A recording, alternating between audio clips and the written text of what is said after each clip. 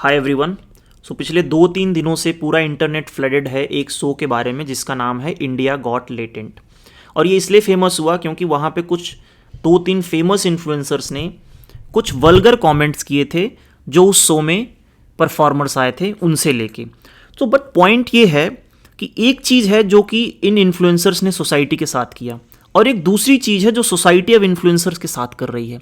But एक तीसरा perspective भी है जो हमें आज डिस्कस करना है इस वीडियो में। चाहिए क्योंकि हम जो तीसरा पर्सपेक्टिव की बात कर रहे हैं ना, हम एज ए एस्पेरेंट और as a citizen of India बहुत ऐसे क्लियर होकर आपके सामने सारी बातें रखेंगे हमारा पर्सपेक्टिव, क्योंकि ओपिनियन रखना ज़रूरी है। अगर आप बिना ओपिनियन के ना आप जानवर बन जाओगे, तो आपका एक ओपिनियन हर मैटर पे होना चाहिए। और एज ए यूपीएससी एस्पेरेंट आपको तो बिल्कुल अवेयर होना चाहिए कि आपके आसपास क्या हो रहा है और इसके बारे में ज़रूर एक ओपिनियन रखना चाहिए। मल्टी डायमेंशनल ओपिनियन होना चाहिए। आपको सिर्फ भावनाओं में नहीं बहना है कि यार मीडिया ने ये बोल दिया तो ये सही है। आपको इस भावना में भी नहीं बहना है कि यार इन्फ्लुएंसर ने बोल दिया तो ये सही है।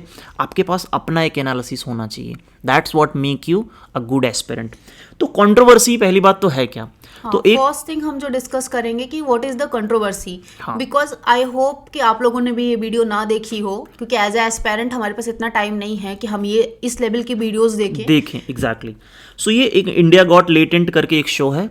उसमें क्या होता है कि बहुत जगह जगह से परफॉर्मर्स आते हैं, उनको 2 मिनट दिया जाता है, उसके बाद कुछ लोग जज करते हैं। बट उसका जो मेन पॉइंट ये है ना कि उसमें वल्गरिटी, मतलब लोगों पे कमेंट करना, लोगों को रोस्ट करना। और रोस्ट पता है किस किस चीज़ों पे उनको किया जाता है? जैसे कि उनके फीचर्स के बारे में, उन्होंने क्या काम किया है, इस तरह के बारे में। वो सारी चीज़ें मैं इसमें बता नहीं सकता, बट ये समझ लो कि बिलो द बेल्ट हर चीज़ें उसमें डिस्कस की जाती हैं, रोस्ट किया जाता है। तो द फर्स्ट थिंग मेरे दिमाग में ये आता है कि ऐसी चीज़ें चल कैसे रही हैं, मतलब इसके ऑडियंस हैं तभी तो ये किया जा रहा है। एक अपने आप एक यूट्यूब पे एक शो जैसा बना दिया जाता है। इंडिया गॉट टैलेंट एक शो था जो एक टीवी पे कभी आता था, जिसमें डांस फॉर्म होता था, जिसमें मेहनत दिखाई जाती थी, चीजें आती थी जो स्किल लोग अपना दिखाते थे। बट ऐसा क्या सोसाइटी में बदला कि इंडिया गॉट लेटेंट जैसे शो उसको पीछे छोड़ दिए और यहाँ इतनी पब्लिक क्या देख रही है? This is why we are saying कि we are losing on our demographic dividend. ठीक है। सो सबसे पहला पॉइंट है ना कि इसका जो नेगेटिव इम्पैक्ट है सोसाइटी पे क्या हो रहा है।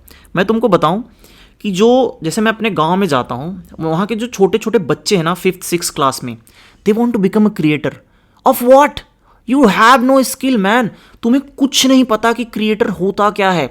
So the next thing they do, they start abusing, क्योंकि उनको लगता है कि गाली देना कूल है। ओके, किसी को रोस्ट करना कूल है, किसी के बारे में बुरा भला कहना कूल है, कंट्रोवर्सी क्रिएट करना कूल है।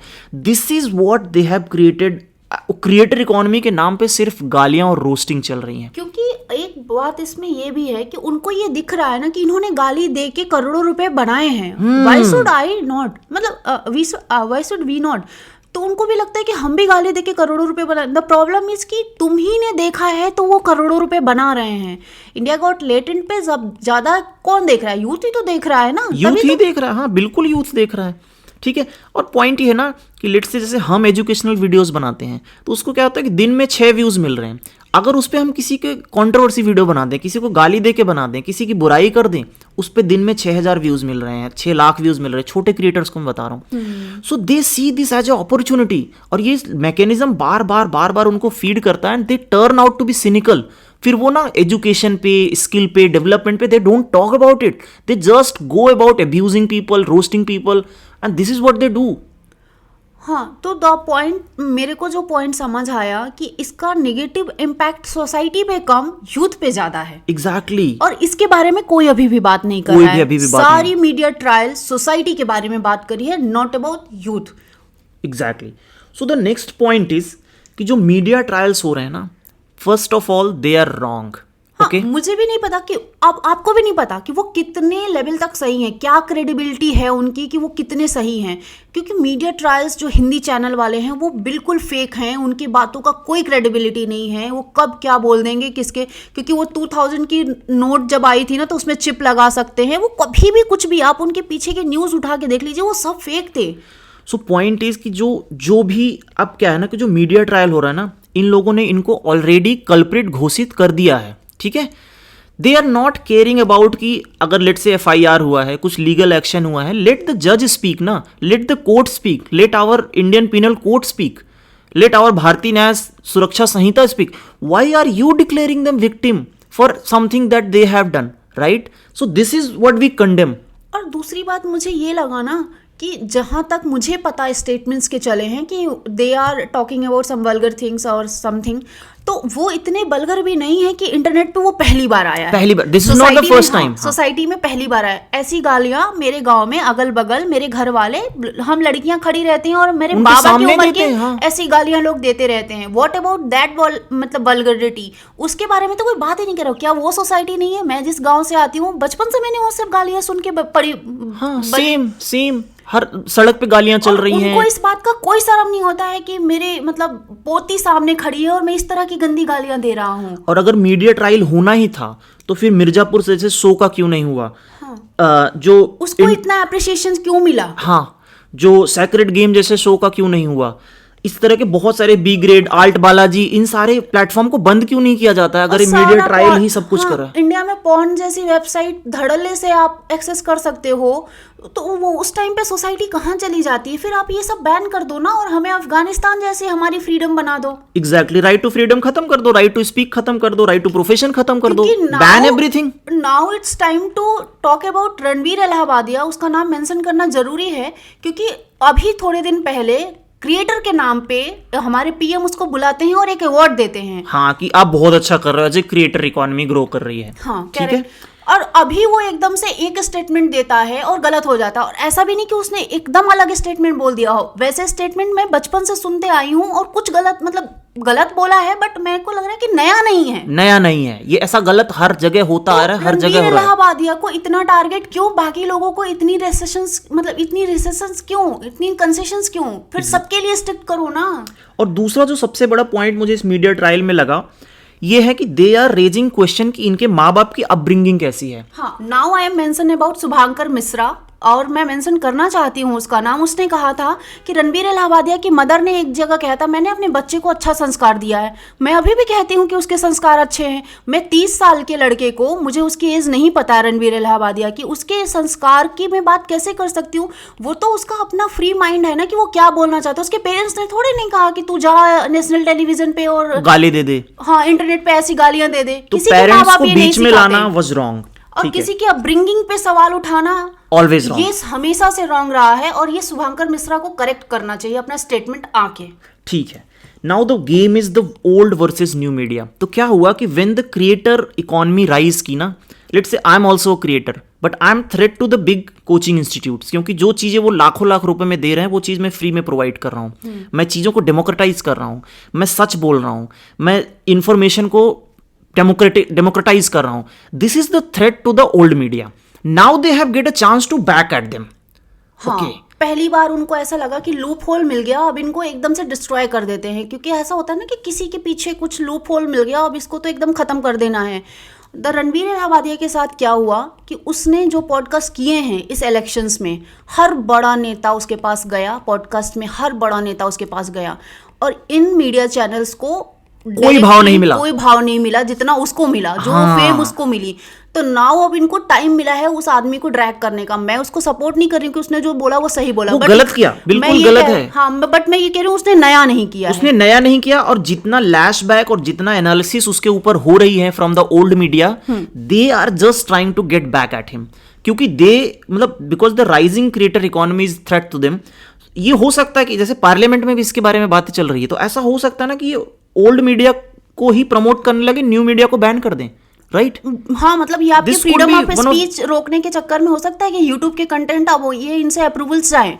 और मीडिया जो ओल्ड मीडिया है वो तो प्रॉपर बिकी हुई है, पैसे लेते हैं और छापने के लिए. तो उनका तो दुकान चल रही है और वो और दुकान को बढ़ाने में लगे हुए हैं. और तुम्हारी दुकान बंद करने में. जो न्यू मीडिया है, जो डेमोक्रेटाइज मीडिया है, जो ओपनली अपना फेयर एंड, हाँ, अभी जैसे मैं ओपनली आके लोगों के नाम लेके बोल रही हूँ, ये ही उसको बंद करना चाह रहे हैं. This is what the new old media is trying to do. Okay, so the point is कि वी हैव प्रेजेंटेड कि सोसाइटी के ऊपर थ्रेट क्या है इस क्रिएटर इकोनॉमी का, बैड क्रिएटर इकोनॉमी का. ठीक है, जो कि रोस्ट कल्चर और एब्यूजिव लैंग्वेज यूज करके अपने कंटेंट को प्रमोट कर रहे हैं. दूसरा, media trial is always wrong. Media trials नहीं होने चाहिए. अगर आपके पास हमारे राइट टू स्पीच है विद सर्टेन रिस्ट्रिक्शंस, बट वो सर्टेन रिस्ट्रिक्शंस मीडिया नहीं डिसाइड करती, वो कोर्ट डिसाइड करेगी, ठीक है। So we should avoid the media trial. Right to speech equal है सबके लिए, ऐसा नहीं कि रणबीर इलाहाबादिया ने बोल दिया तो ये ज्यादा गलत हो गया, और गांव के किसी गंवार बाबा जो बिना पढ़ा लिखा 50 साल 70 साल का है वो बोल रहा है तो वो ठीक है, वो ठीक है, एग्जैक्टली अगर उसके ऊपर ये एक्शन हुआ तो इंटरनेट पे सारे एक्शन होने चाहिए, सब कुछ बंद कर दो, पॉर्न ट्रैफिक, जो आर्ट बालाजी की मूवीज हैं, बी ग्रेड मूवीज हैं, मिर्जापुर जैसी, सबको बैन होना चाहिए। वेट हो रहा है अभी तो भी? आप इक्वालिटी को फॉलो करो, ओके, मीडिया ट्रायल बंद करो। ये ओल्ड वर्सेस न्यू मीडिया जो राइवलरी चल रही है, they are just trying to ban everything and gag the. Lastly, one thing we wanted to discuss कि आपको सबसे ज्यादा माइंडफुल रहना है what you consuming। Exactly so जैसे आप अगर फूड खाते हो ना, अगर आप जैसे जंक फूड खाओगे तो after some time you'll get fat, अगर आप हेल्दी फूड खाओगे तो after some times you become healthy, you become physically fit. Same thing happen with the content. अगर आप रॉन्ग कंटेंट कंज्यूम कर रहे हो, आपको नहीं पता ये आपके ब्रेन सेल्स को कैसे डैमेज करता है, तो और बहुत पहले से ये कहा जाता है ना कि जैसा अन्न वैसा मन। एग्जैक्टली तो जो आप देखोगे वो भी एक तरह का कंज्यूम ही है, तो वो दिमाग कंज्यूम कर रहा है, जो खाते हो वो पेट कंज्यूम कर रहा है, बट जो देख रहे हो ना वो दिमाग कंज्यूम कर रहा है। तो एज ए एस्पायरेंट हम आपको ये कहना चाहते हैं कि प्लीज़ डोंट कंज्यूम ऐसे फालतू के रोस्ट चीज़ें, या फिर जो भी आपके पढ़ाई से रिलेटेड नहीं है, आपको वो कंज्यूम करना है जो आपको सेलेक्ट करवाए, जो आपको आपके सक्सेस की तरफ ले जाए, जो आपको स्किल्ड बनाए, जो आपको काफ़ी लेबोरियस बनाए, किसी ना किसी तरह से आपके दिमाग को पॉलिश करे। एग्जैक्टली आपकी पर्सनालिटी को इन्हांस करे, आपको सोचने पे मजबूर करे, आपके थॉट प्रोसेस को अच्छा करे, जिसमें आप किसी को हर्ट ना करो, किसी को रोस्ट ना करो, किसी को मतलब डिमीन मत करो, नेगेटिव गेम मत प्ले करो कि यार अगर मुझे आगे जाना है तो किसी को नीचे जाना पड़ेगा। अरे सब लोग मिलके भी तो आगे जा सकते हैं यार। Life is not a zero sum game कि एक हारेगा तभी दूसरा जीतेगा। हाँ, so we need to avoid this roast culture and consuming this bad content, and that's how we can save our demographic dividend. क्योंकि हम भी जब वीडियो बनाते हैं ना, हम देखते हैं कि 15 से 29 के उम्र के लोग ही हमारी वीडियोस को देख रहे हैं। This is the biggest traffic on internet, this is the biggest traffic on our channel, Indian YouTubers channel. So this is what we want to save, कि avoid wrong content, avoid media trial and be mindful what you are consuming, and don't believe जो तुम देख रहे हो, हाँ, do not think believe it. About कि ये सच है भी कि नहीं है, और कंपेयर करो अपने आसपास से, कनेक्ट करो उनको, क्योंकि यूपीएससी भी यही आपसे जानना चाहता है कि आप जो देख रहे हो उसको कितना कनेक्ट कर पा रहे हो, आप जो पढ़ा आपने उसको कितना रियल लाइफ में कनेक्ट किया, कितना पेपर में उसको लिख पा रहे हो। तो जो भी आप देख रहे हो, जो भी मीडिया में हो रहा है, ऐसा नहीं है कि ये पहली बार हुआ है, आसपास आपके हर समय कुछ ना कुछ हो रहा है। अपने आँख कान नाक सब खुले रखो। एग्जैक्टली बात के बीच में बात पकड़ो, परतों को देखो, मल्टी डायमेंशनल एनालिसिस करो, and we hope you become a better opinion लिखो, ऐसा नहीं कि आपको वीडियो बना के जरूरत है, आप कमेंट में लिखो। मैं भी लिखती हूँ, बाकी लोगों के वीडियोस के कमेंट में लिखती हूँ, ट्विटर पे लिखती हूँ, लिंक्डइन पे लिखते हैं। आप भी लिखो, आप भी हमारे वीडियो में अगर आपका हमसे अलग ओपिनियन है वो लिखो। एग्जैक्टली हम भी मतलब लोगों के ओपिनियन जानना चाहते हैं और अपने ओपिनियन देना चाहते हैं। Having opinion makes you human. So that's where we will conclude our video, and thank you for listening, and let us know what you think about this. Thank you so much.